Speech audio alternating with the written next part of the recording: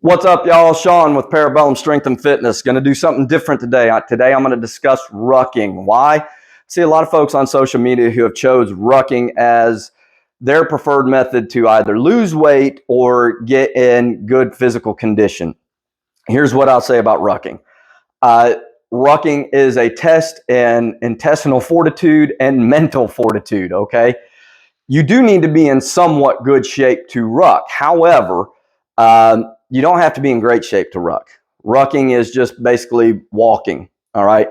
But if you're going to do it, let's be smart about it. And that's what we're going to try and do today.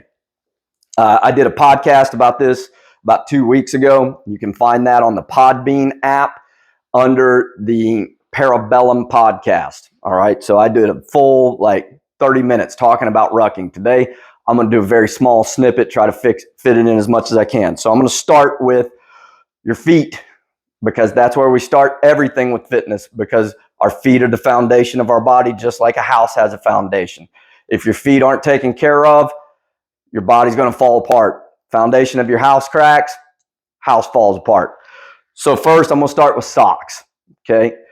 Your socks need to have good cushion. They need to be moisture wicking, all right? These are some Fox Rivers, straight up Army issue. I got these issued to me for some deployment. Don't remember which one.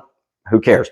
But anyway, you can buy these off the internet, 16, 17 bucks for like 4 pairs or what have you. I do have some thicker ones that I use, but those are really expensive, like 25, 30 bucks a pair. Those are the ones that I would use when I went long distance, like over 12 miles, but these are great for 6 to 12 miles. Another little tip for your feet: in order to prevent blisters, put deodorant on the bottom of your feet, just cheap, arid, extra dry. That helps keep your feet from sweating, because what happens is your feet sweat inside the sock as you're moving. Your feet, there's friction inside that sock, and that's what creates blisters. So arid, extra dry, Fox River socks work great. Let's get rid of those. Next, going to talk about footwear. This is the biggest mistake I see people make. They're either walking around in something like I'm wearing right now, which are Reebok Nanos. Why? Because they're super comfortable, so they got to be good for rucking, right? Wrong.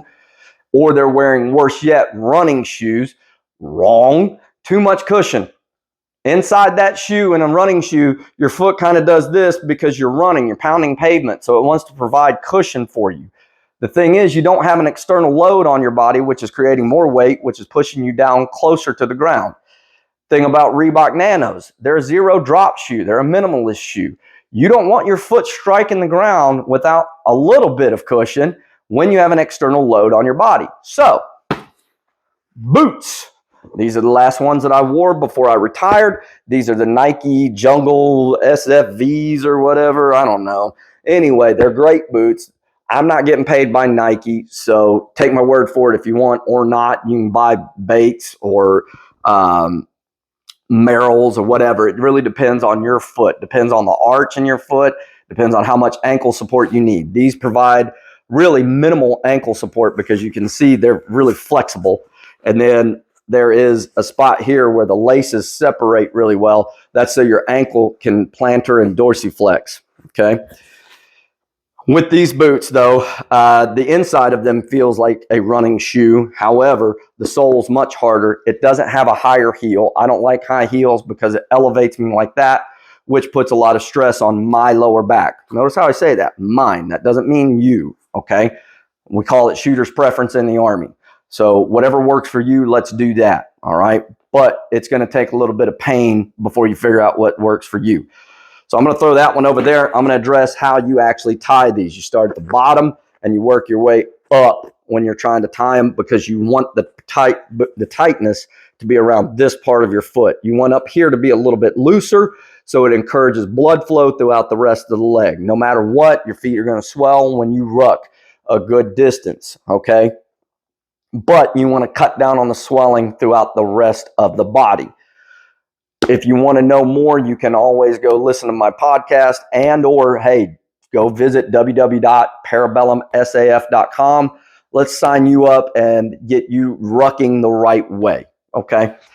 So let's throw those over there. Next, I'm going to address the actual rucksack part of it. The problem I see is a lot of folks are walking around with Jansport backpacks on their back, which has no external frame, and they're loading weight plates in it. Think about it. Those weight plates get smashed together. They do this. They shift back and forth in the ruck, or they shift side to side. That's attached to your body. So your body's doing this, whether you feel it or not.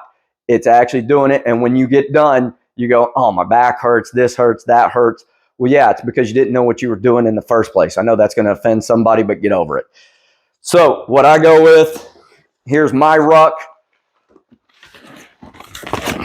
Molly, 60, 80 bucks. You can pick one of these up at any Army surplus store. Works great. Why? It's got an external frame on the back of it. You see that plastic right there? It's concave, so it fits to your back, kind of like a turtle shell. That's what we all call them. But yeah, it works great. The shoulder straps are pretty well padded. No matter what, your shoulders are going to hurt when you do this. You're probably going to get some numbness in your hands because blood circulation is going to get semi-cut off throughout the shoulders. All right. Next, when we pack this, you want light stuff on the bottom. Okay, everybody kind of goes, well, I want to put all the heavy stuff on the bottom. And what that does is it drags you backwards so that you're trying to walk uphill all the time. That's not going to be real comfortable on your lower back, your hamstrings. You're going to get worn out really fast. So I have this kind of pack the way I did when I went to Alaska the last time, which has been over a year ago. Just some extra clothes right here. This is one of my level 7 jackets, some socks, some underwear, spare uniform, put boots, extra set of boots in here. Just stuff that weighs a good amount. Normally I would have my sleeping bag on the bottom because it just takes up a bunch of space and it's not super heavy. So we want to take our space, things that take up space on the bottom. So sleeping bag, pillow, and then start packing clothes and things like that. Thing about a ruck, there should be a purpose to it. So if you're a backpacker or you want to go camping or you're preparing for zombie apocalypse, you want to pack it with the things that you think you're going to carry, not weights. All right. Even young soldiers, they would add weights to their ruck. And the moment they did that, we would all just go make that ruck 10 times more miserable just to make them learn. All right. So again, pack things that make sense to go camping and or survive, things like that. But you want to fill this up to the brim as much as possible because that keeps things from shifting around. Next, be smart. Take some water with you. Get a Camelback. Lay it on top of this. Cinch this up. Don't lay your Camelback vertically like that. Lay it sideways so that the mouth of it or the spout is up. You lay the hose over one side. I always laid it over my left shoulder. That way it wasn't impeding with my rifle or things like that. Okay, right here. All right, you got 2 sustainment pouches. Fill those up with lickies and chewies, but just make sure you even out the weight. And if you're filling it up with energy drinks, you're begging to get dehydrated and die on this ruck. Okay, next. The actual rucksack itself, you can adjust where it sits on the frame. My suggestion, move it up as high as you possibly can because the goal of any ruck is to have it sit up above your hips. Okay, so this one's light. I can just kind of swing it around, but at any rate, you can see that I'm somewhat hinged at the hips. I'm going to do that so I can get it up here. Tighten those shoulder straps down so that it's sitting up higher. You can see that it's way above my butt right here. Now I'm going to take my chest strap, cinch that. That way my shoulders aren't getting separated, which just wears me out even more and pulls me back even more. Put this, take that waist strap, pull it around. That way this is tighter to my body and it's more form-fitting and it doesn't shift with me. So it's not creating imbalances within my body. That's simple Ruck 101 right there. If you're going to ruck, make sure you're doing it smart. That way you don't cause yourself injuries. And I'm going to go ahead and tell you, this is not the best way to get in shape. There's a reason you don't see any of us old guys still rucking. But if you want to ruck, visit www.parabellumsaf.com. Remember, Jesus is Lord.